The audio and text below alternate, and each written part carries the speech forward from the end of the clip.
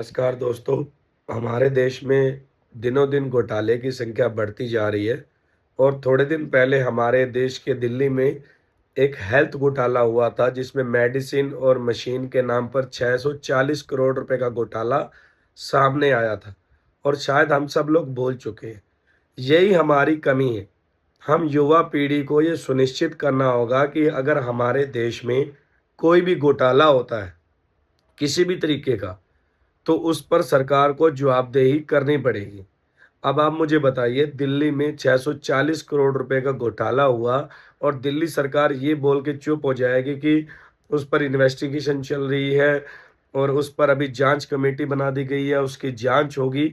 तो ऐसा नहीं चलेगा हमारे देश में, क्योंकि ये हम सब भारतीयों के आम टैक्स का पैसा है और इस पर अगर घोटाला हो रहा है तो वहाँ की सरकार को जवाबदेही तय करनी होगी।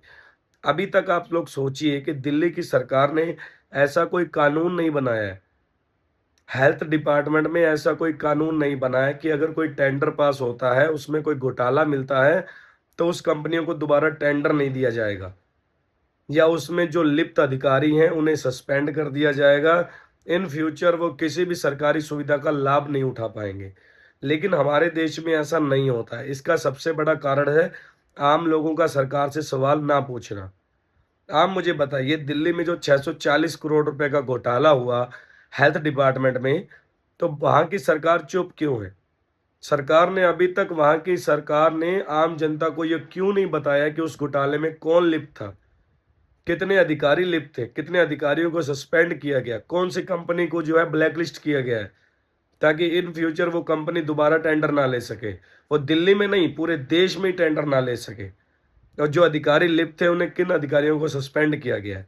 लेकिन हमारे देश में ऐसा कुछ नहीं होता है, क्योंकि समय के परिवर्तन के बाद कुछ समय बाद आम लोग भूल जाएंगे, फिर दिल्ली सरकार में दोबारा घोटाला हो जाएगा। ऐसा हमारे देश में नहीं चलेगा। जब तक हम आम आदमी आवाज नहीं उठाएंगे, हमारे टैक्स का पैसा यूं ही पानी में बहता रहेगा और हम लोगों को आवाज उठानी पड़ेगी, क्योंकि ये देश हमारा है, हमारे टैक्स का पैसा है, आम जनता के द्वारा चुनी हुई सरकार है जो दिल्ली को चला रही है, या पूरे देश में जितने भी राज्य हैं वहाँ की सरकार उनको चला रही है।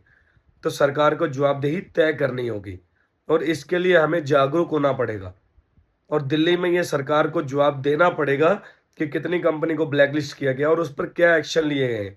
दिल्ली सरकार ने ऐसा कोई भी बयान नहीं दिया है।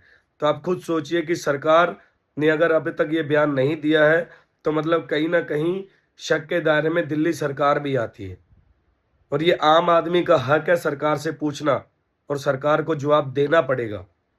640 करोड़ रुपए का जो घोटाला हुआ है हमारे देश में, दिल्ली में, वो आम जनता के टैक्स का पैसा था, सरकार का नहीं, वो आम जनता का पैसा था और जवाब देना पड़ेगा।